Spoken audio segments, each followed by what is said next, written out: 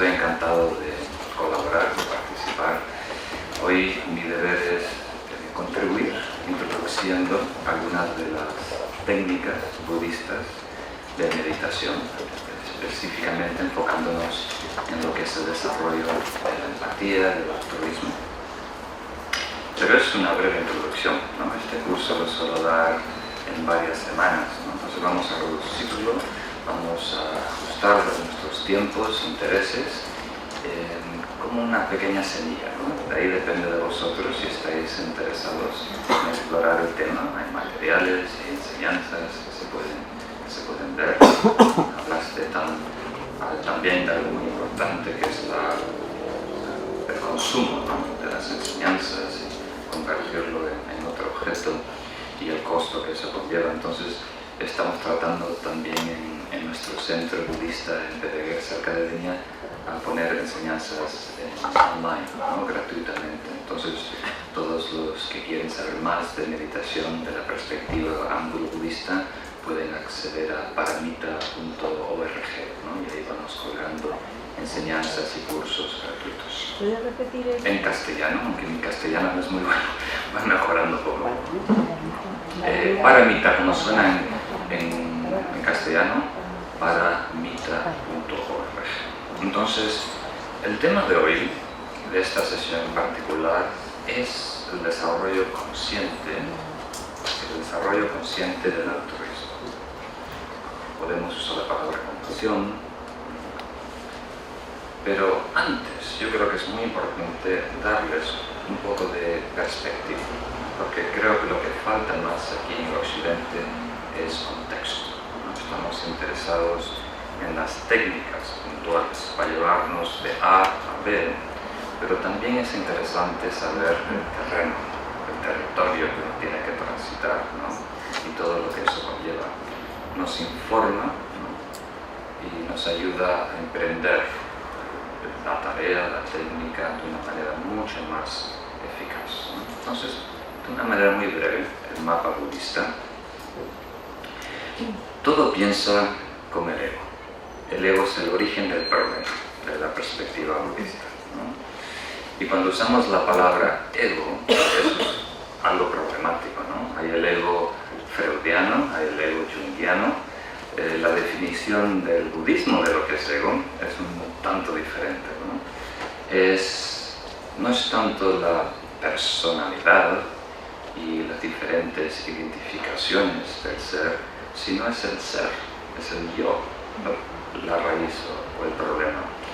Y el budismo es una de las filosofías, creo que es la única, ¿no? Si no, hay muy pocas que presenta el anatma, el no ser, el no yo, o el no atma, ¿no? Entonces, quiere decir que lo que llamamos un ser, cuerpo, mente, procesos mentales, cognición, a eso le agregamos una entidad, ¿no? Algo que es independiente del cuerpo, algo que es independiente de lo que está transcurriendo en la mente.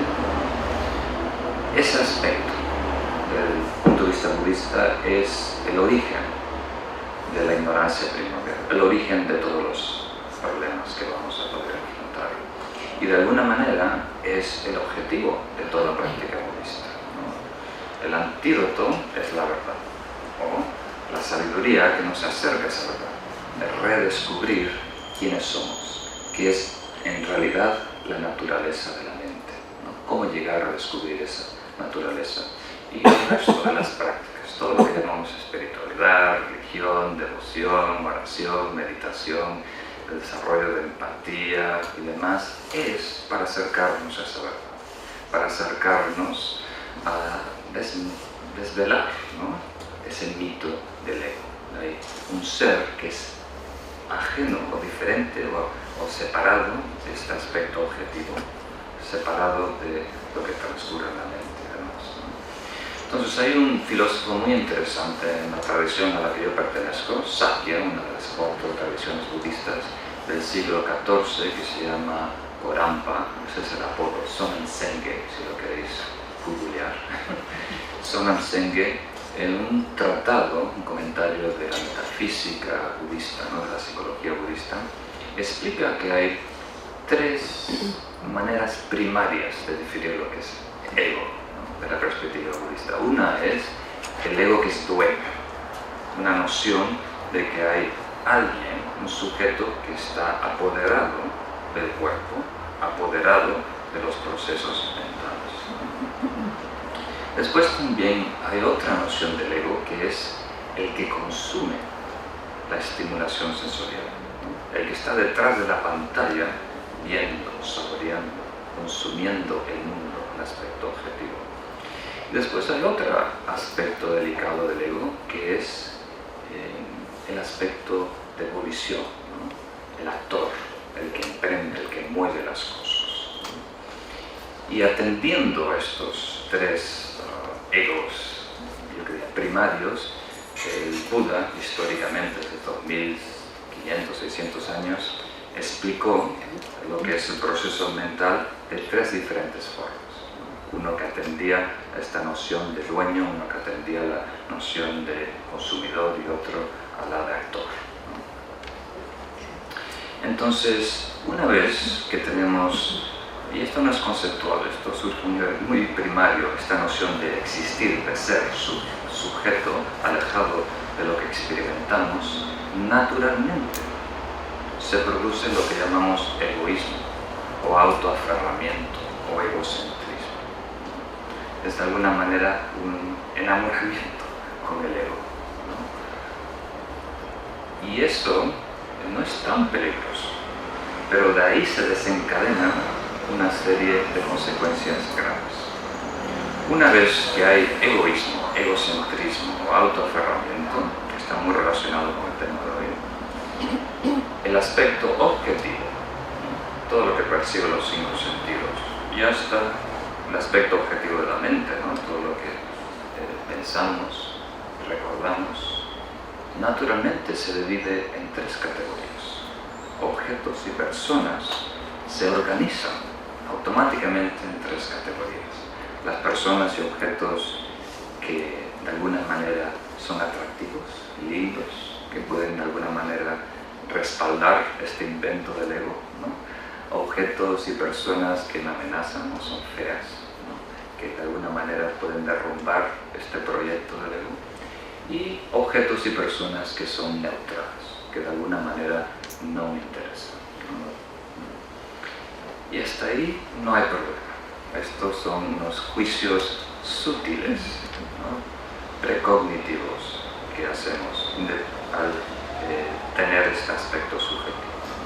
El problema está cuando topamos con esos objetos y personas. Táctilmente, a través de la vista, ¿no?, de ahí esos objetos instigan, provocan en nosotros unas emociones primarias, ¿no? Los objetos atractivos, lindos, provocan atracción, ¿no?, apego o aferramiento. El extremo sería la adicción. Objetos que son aparentemente juzgamos como malos o que no nos gustan provocan aversión, rechazo, enfado, ira, ¿no? El extremo sería actuar en violencia. Y los objetos y personas neutrales, que en realidad son la mayoría, provocan en nosotros indiferencia, que no es neutral, es un aspecto activo donde descartamos a esas personas de nuestro contexto, de nuestra vida. Entonces, de estas 3 emociones primarias, que en budismo le llamamos emociones perturbadoras o aflictivas, o los 3 venenos, surgen todas las otras emociones como envidia, y celos, y ansiedad, y miedos y demás. Entonces ahora, hasta este punto, estamos hablando de 3 niveles. El ego, ¿no?, la ignorancia fundamental, el egoísmo, autoaferramiento que produce, y después las emociones primarias que producen. Y de ahí se desencadenan acciones, ¿no?, lo que en el budismo llamamos karma, que no es otra cosa que acción.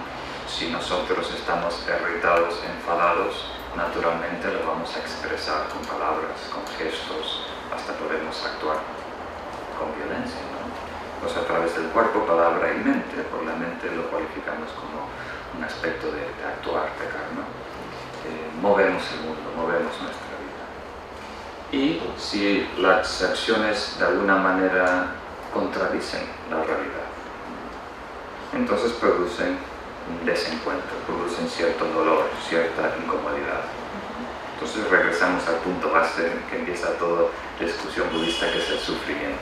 Lo que nos interesa es de alguna manera atender, remediar, resolver el sufrimiento tanto físico, emocional como psicológico de los seres, ¿no? Y sabemos que eso tiene un origen en nuestras acciones, forma de pensar, patrones, que eso viene de emociones primarias. Las emociones primarias son provocadas por el egoísmo, autoaferramiento, una exagerada preocupación por nuestro bienestar que descarta las necesidades de otros. Y eso viene de una ignorancia fundamental, ¿no? Una distorsión, ¿no? Pensando que yo existo aparte del cuerpo y de la mente. Entonces, naturalmente, el Buda y todos los maestros de ahí en adelante, y realmente toda actividad humana está tratando de atender a lo que es sufrimiento. Entonces tenemos que atender el sufrimiento inmediato, tenemos que ayudar a personas a no crear acciones dañinas, acciones tóxicas, ¿no? Ahí entra la ética, la disciplina, la conducta. A nivel de religión hablamos de moralidad, pero podemos usar la palabra ética.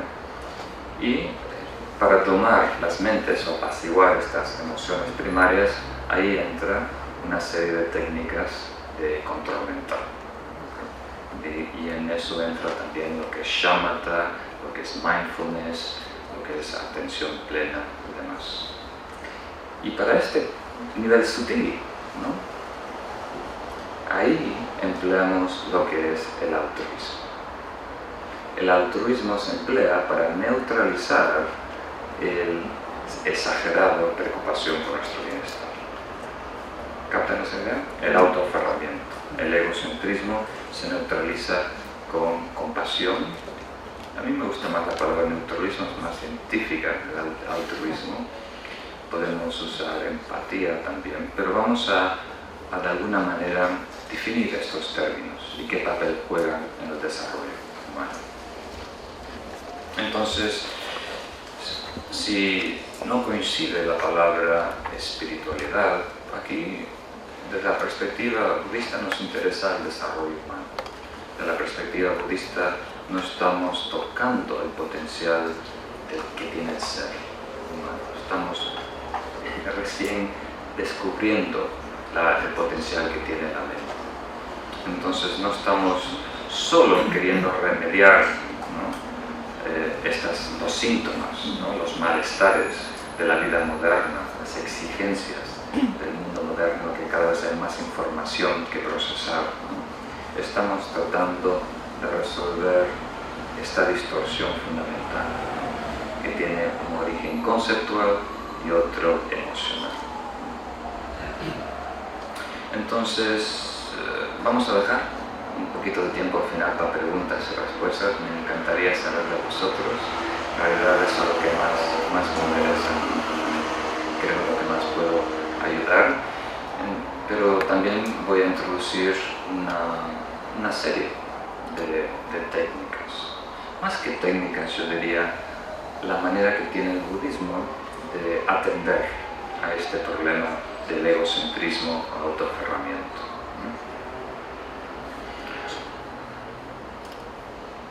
Espero que por ahora esta parte esté más o menos clara. Esto debería extenderse y explicarse en varios días. Entonces, el amor, la compasión, el altruismo tiene este propósito fundamental de desvelar, ¿no? El ego, dejarlo desnudo para poder directamente investigarlo en la meditación, ¿no? Ese es uno de los propósitos. Y también tiene un propósito muy importante en lo que es el desarrollo de la atención plena y mindfulness. Porque de la perspectiva budista, a lo mejor no tengo que decir eso siempre, vestido de esta forma, ya sabéis, de la perspectiva budista, las distracciones que experimentamos en la meditación, ¿no? tienen su origen en una forma de aferramiento, un apego. Algunos amigos me están educando que no use la palabra apego porque algunas veces se confunde con tener cariño, afecto íntimo en España, entonces estoy tratando de usar la palabra más, aferramiento. Entonces, cuando tenemos una reacción emocional severa ante una estimulación, un evento, eso deja grabado en nosotros, en el subconsciente, una energía, por falta de mejor palabras, una memoria, ¿no? Una memoria fuerte, desproporcionada, ¿no? Y cuando el consciente se abre, o se apacigua en la meditación, surge, ¿no?, del subconsciente al consciente estas memorias atrapadas, ¿no?, cargadas de energía, de una reacción que tuvimos ante un evento, una crítica que nos dio alguien o una sorpresa que experimentamos. ¿Captan esa idea? Entonces, el amor, la compasión y el altruismo también, de la perspectiva budista, va a purificar los residuos tóxicos emocionales que están ahora atrapados en el subconsciente y liberarnos de distracciones durante la meditación. Precisamente en el budismo Mahayana, ese es el enfoque. En el budismo clásico de Theravada, para lograr absorciones profundas de meditación, ¿no?, uno se le aconseja al practicante de alejarse de toda estimulación sensorial, ¿no? Con el retirarse físicamente, verbalmente, no hablar, mentalmente, enfocarse sobre un objeto. En el Mahayana, aparte de alguna manera crear un espacio sano, ¿no?, y un ambiente que favorezca el estado interno que buscamos, se hace mucho hincapié en desarrollar lo que es el altruismo para liberarnos de estos aferramientos tóxicos que después producen distracciones en la meditación. Entonces, a corto plazo nos va a ayudar a mejorar la meditación y a largo plazo el altruismo nos va a ayudar a acercarnos a la verdad, ¿no?, porque elimina el velo emocional que está de alguna manera protegiendo el gran yo, el quién soy yo. Y por supuesto va a tener un impacto enorme en la sociedad, ¿no? El altruismo es en realidad lo que va a promover la paz, la igualdad, no solo de género, de razas, de clases, de edades, de todo, básicamente, nos va a ayudar enormemente. Pero es un poquito difícil de apreciar, porque es un efecto preventivo, ¿no? Los efectos que son fáciles de medir son algo que es cuando estamos remediando un problema, pero cuando estamos preveniendo no se aprecia mucho. Es difícil medir y cuantificar, ¿no? Pero si uno comprende la fórmula y el proceso, uno lo puede distinguir.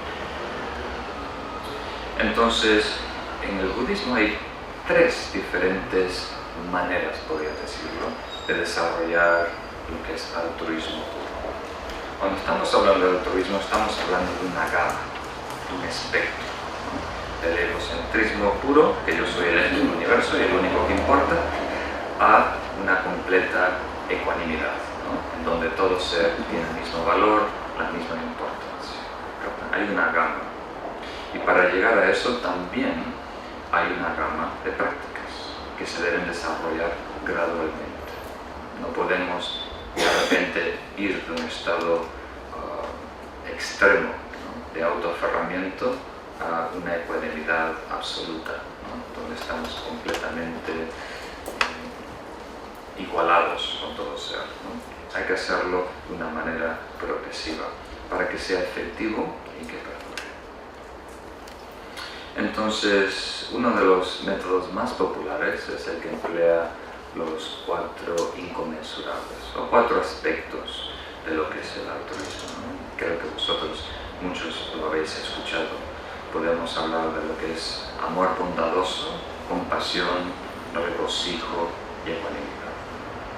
Aquí tenemos que redefinir los términos, ¿no? Estamos empleando palabras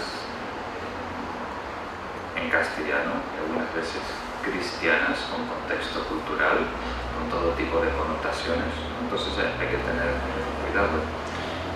Cuando aquí estamos utilizando la palabra amor y compasión, es un término específico que está hablando de un estado interno que tenemos que reproducir en nosotros. Entonces, la práctica o el desarrollo que debemos emprender empieza con empatía. Hoy en la psicología moderna está de moda hablar de la empatía cognitiva, empatía emocional y también de una preocupación empática, ¿no?, en el conversatorio.